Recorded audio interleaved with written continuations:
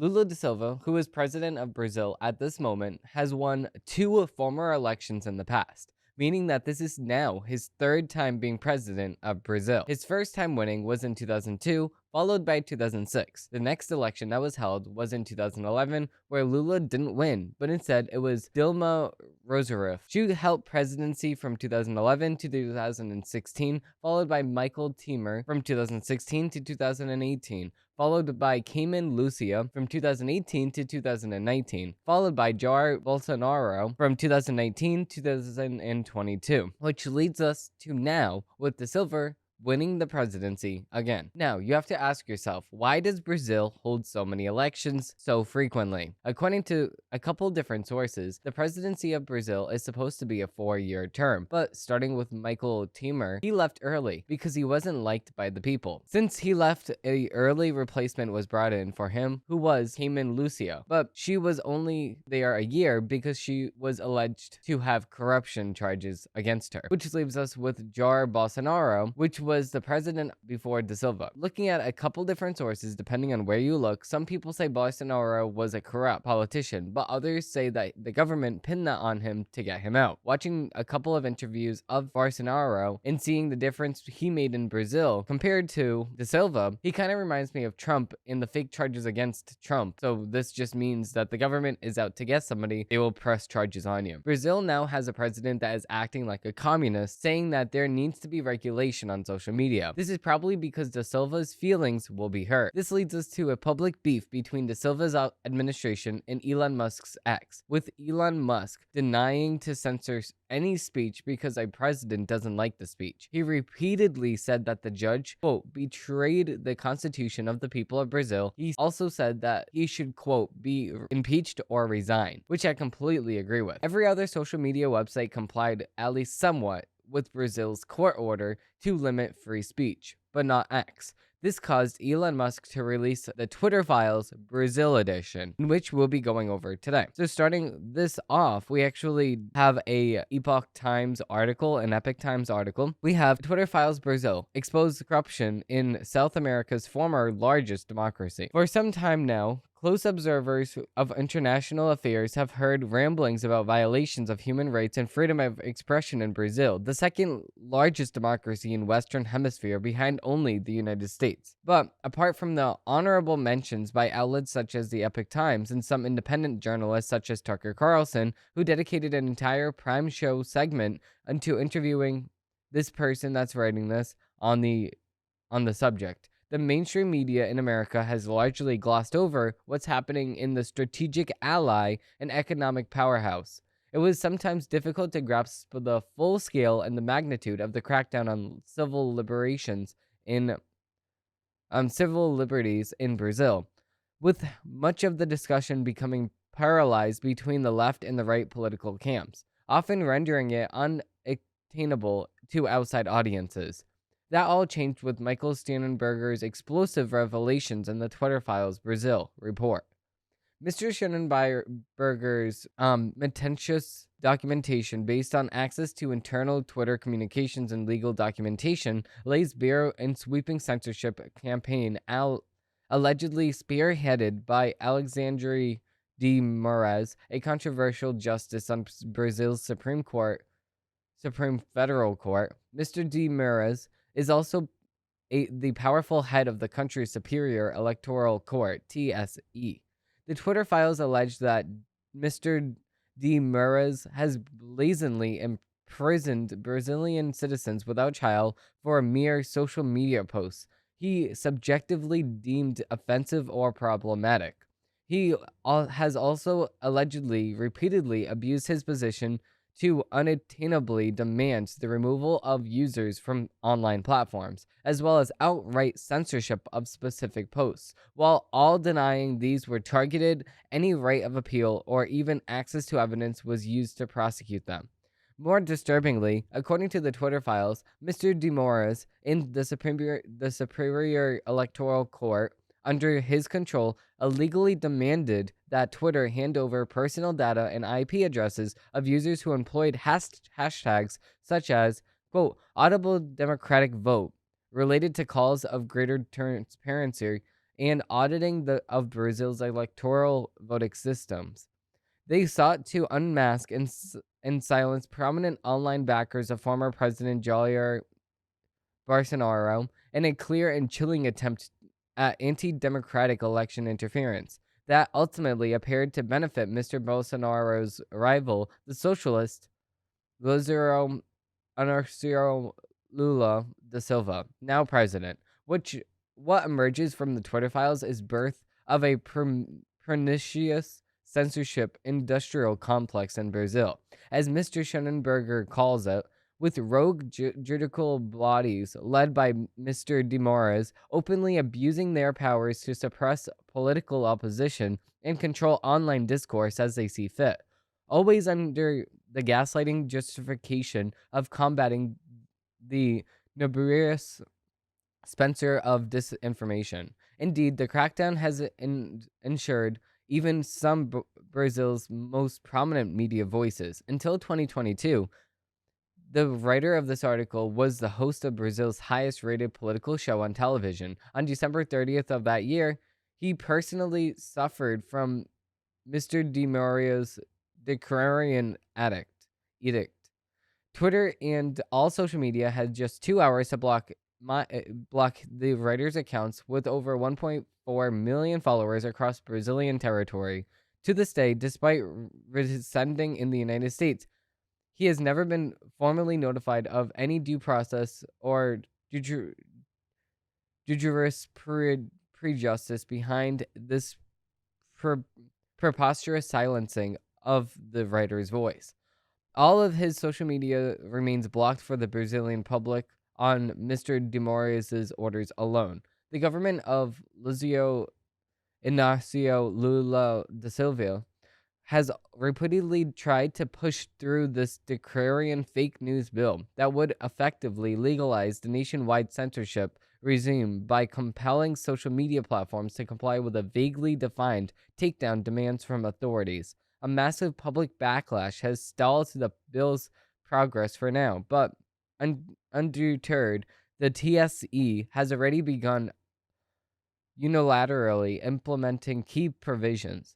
The Twitter files also revealed the extent to which Mr. de Moraes and the TSE sought to weaponize the platform's content moderation policies against Bolsonaro supporters, even for United States residents. In one instance, the court demanded the removal of an entire account belonging to popular pastor Andre Valsadio, who leads a church in Orlando, Florida, without providing any justification or specific violating tweets.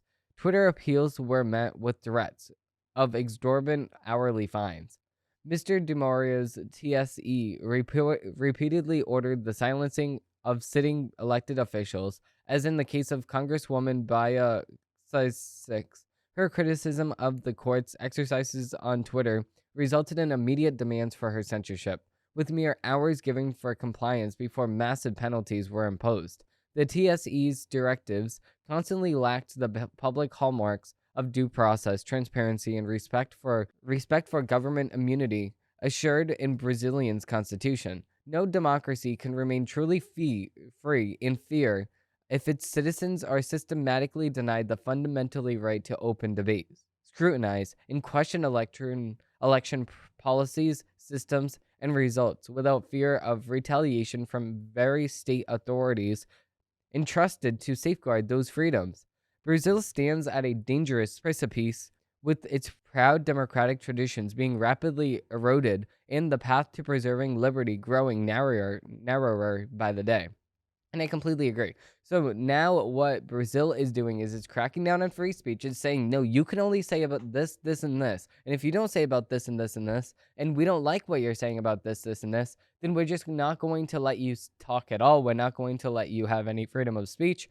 And they're going to crack down on free speech, in which they are already doing. They're implementing heavy fines, which social media companies cannot put up because they don't want to. I mean, not only because they don't want to, but it's expensive as hell. And then now they're not just having it for Brazil only. They're not saying, okay, well, restrict this on Brazil only. No, there's not a website that you can go on only for Brazil or only for this or only for that. There's not content moderation policies only for a certain country. No, the way that Twitter works is it's worldwide. It's the same policies. And they know this too. So they want Twitter to just go down. They want Twitter to just not be an open speech platform anymore. So what Elon Musk is doing is he's blocking the you cannot go on Twitter unless you are out of Brazil. So Brazil is content locked. You cannot access Twitter if your IP address is coming from Brazil. But then what you can do is you can just download a VPN and you can say that my VPN, you can pick a location at which your VPN will come from. So you can just say that your VPN is coming from America and you will be unlocked and you would be able to go on Twitter that way. That's what Elon Musk is instructing all Brazilians to do indirectly. With that being said, we do have a few more articles to get to. So without further ado, let's begin.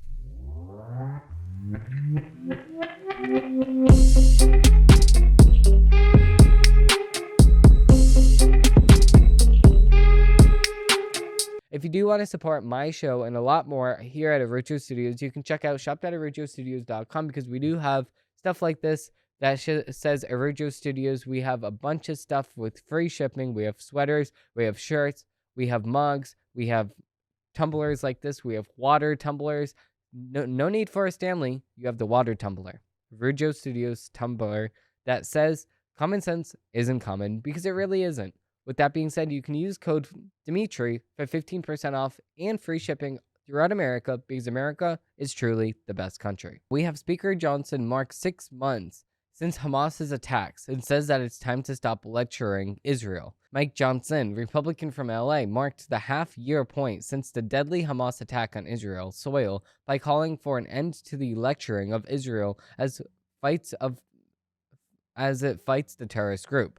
His statement, released on Sunday, comes as a growing number of Democrats in Congress and the Biden administration increasingly criticize Israel for how it conducted its campaign in Gaza and called for stopping the flow of United States arms. It's so funny that it's only been 6 months in the war with Israel, but then it's been almost 3 years with Ukraine, and nobody's talking about cutting funding to Ukraine.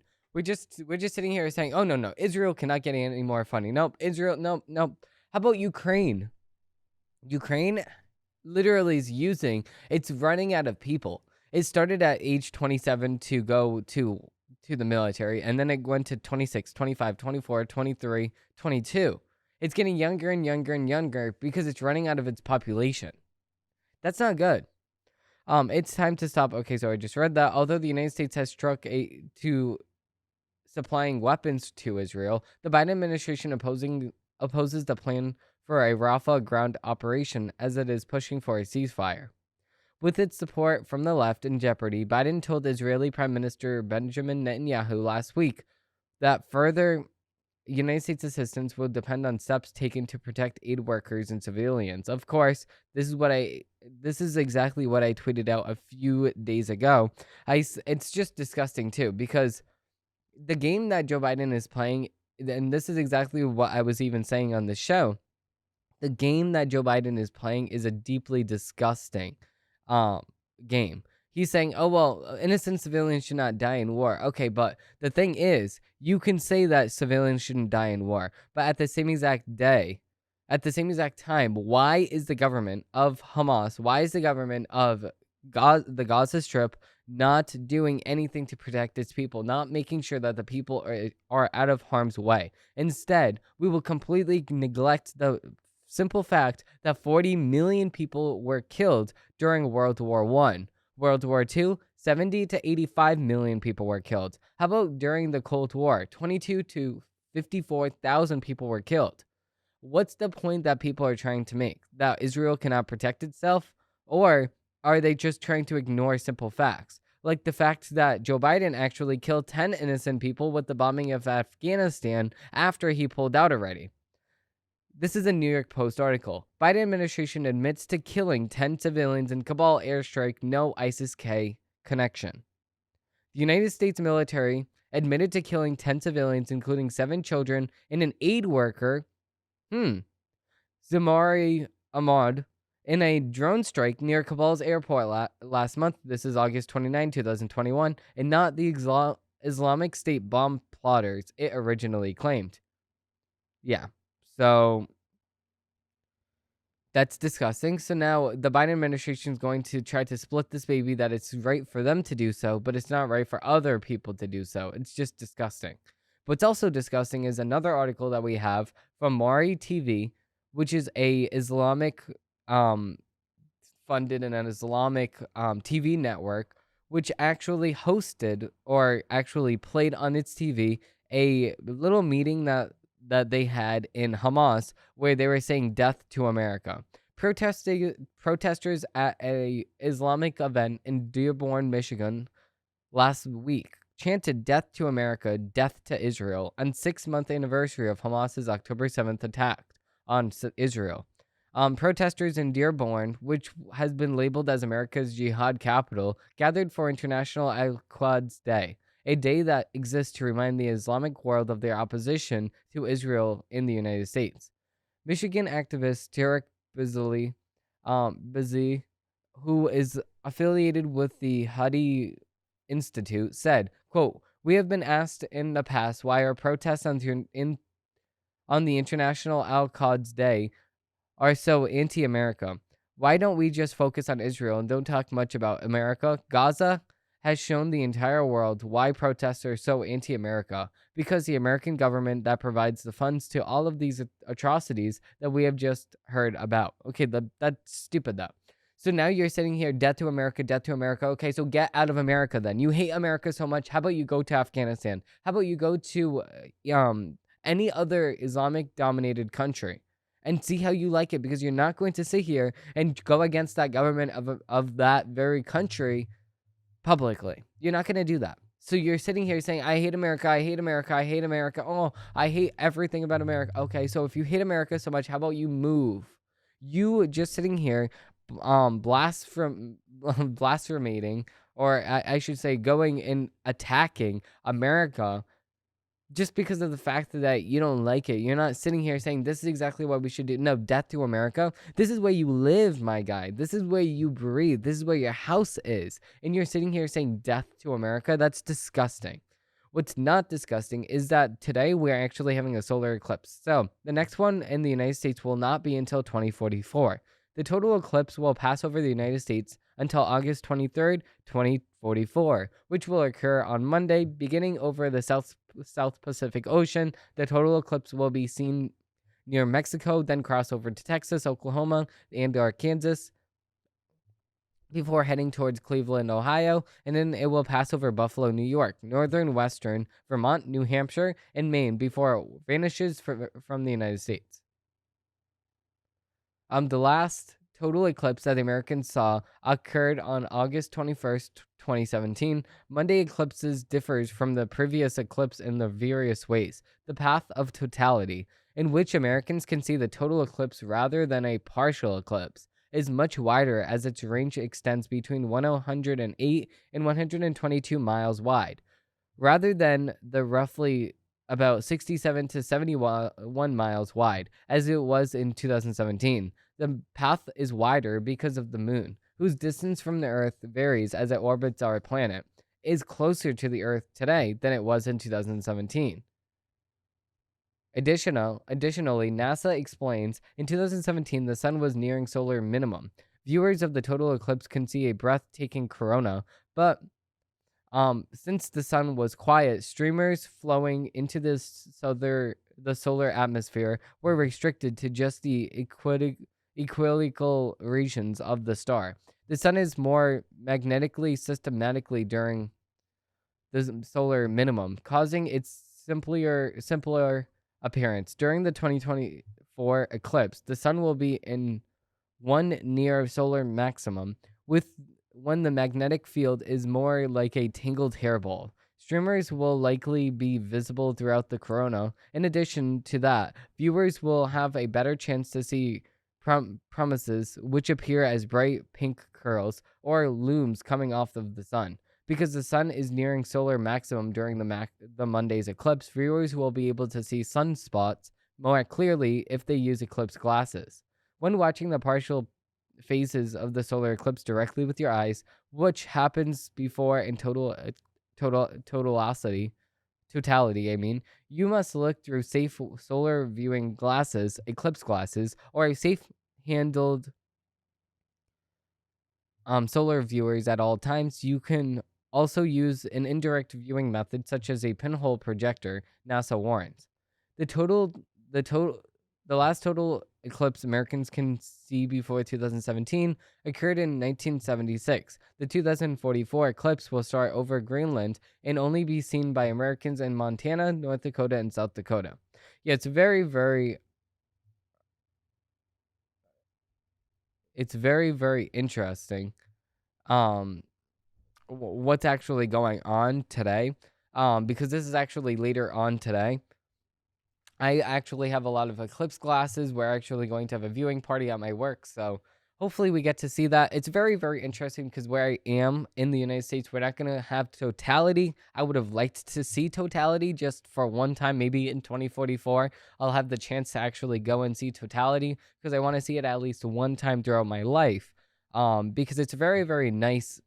It's a cool experience. You get to see totality, total darkness. But partial view, you don't get to see total darkness. You get to see partial view, the partial darkness. But what's also dark about what's happening is that in the plane industry, we actually have Boeing and other planes just like that, like the 737-800. It actually, just again had an issue with its planes. So as we can see in this video here, we can see I don't know what is sticking out of the motor. This just makes me very, very worrisome because I am going on a trip actually next month. So I don't know. These planes are just getting more crazy and more crazy, and especially because of the Boeing whistleblower that we saw a few months ago. You can actually see that all of these planes are becoming more and more dangerous. I don't understand why. It's because, well, actually, I do understand why, and we did talk about this, but I don't understand why they want to go ahead and ruin their reputation because of the fact that they just want to save a few $100. That's stupid. So the FAA looks through these planes and they see that, okay, well, these planes, they're going to be fine. And then turns out there's 110 things wrong with the planes, and they neglected all of them to just save a few bucks. It's disgusting. So like I said before, this is an ongoing problem with Boeing. And I just don't understand why people still trust Boeing. If you are Delta Airlines and stuff like that, I would just ground all of the Boeing planes, and I would just use all of the other ones, like the Airbuses. The Airbuses seem a lot more safe, in my opinion, because every time I flew an Airbus, I never really had a problem. I did fly a Boeing in September, and the wall of the plane actually came down. It's the panel inside of the plane that actually came and collapsed down. I'll include a video here so you guys know what I mean.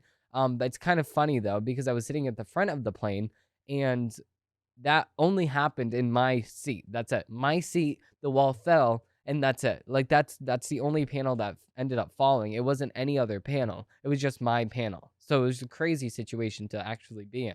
So with that being said, we're going to end off this episode here. If you do like this episode and you do want to see more, please stay tuned because I do post new episodes of my show every single Monday, Wednesday, and Friday. Thank you all for watching. Thank you all for listening, and I hope they have a great rest of your day. Bye.